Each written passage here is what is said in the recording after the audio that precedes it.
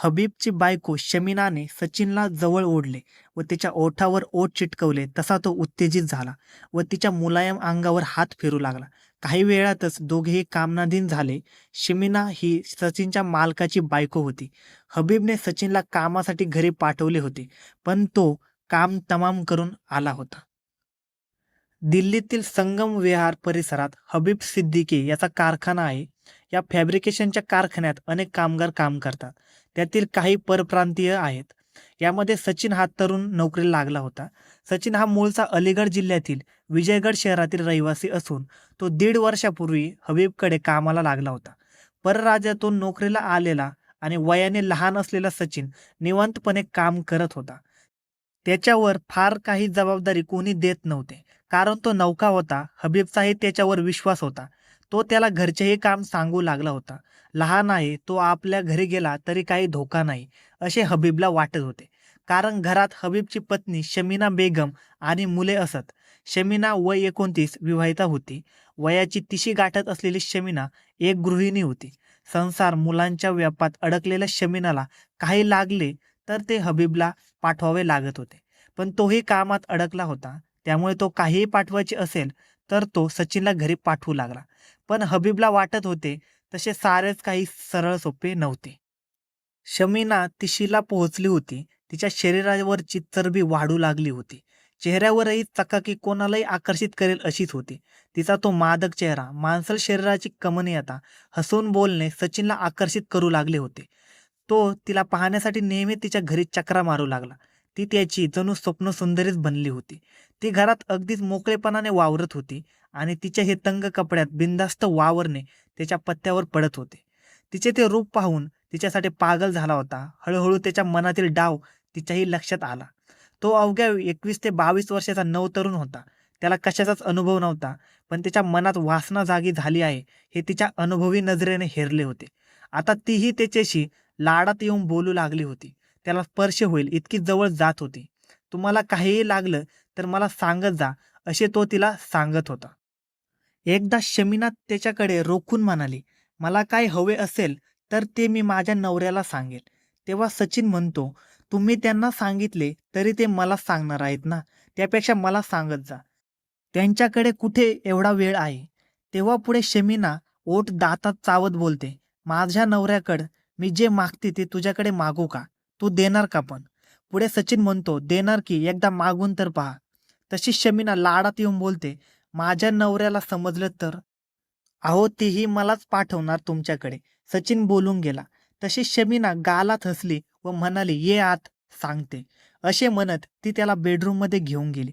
ती बेडवर बसून त्याच्याकडे मादक नजरेने पाहू लागली. सचिन म्हणतो, काय पाहिजे सांगा की.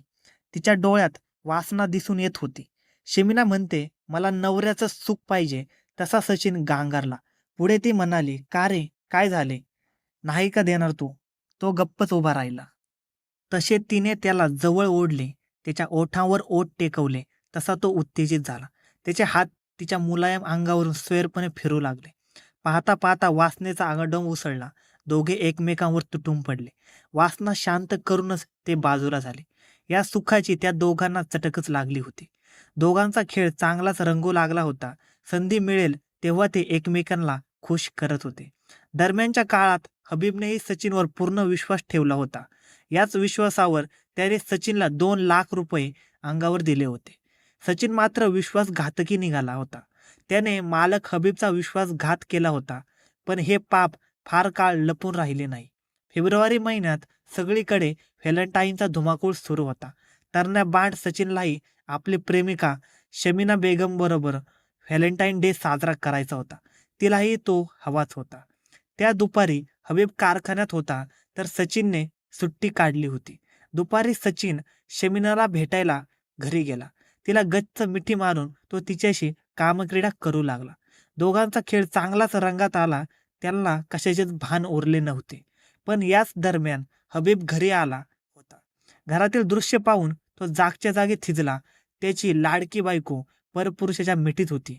तो पुरुषही दुसरा तिसरा कोणी नसून त्याचा कामगार सचिन होता. हे पाहून हबीबचा पारा चढला. त्याने बायकोला चांगलेच फटकवले तर सचिनच्या 2-4 थोबाडीत लावून हकलून लावले.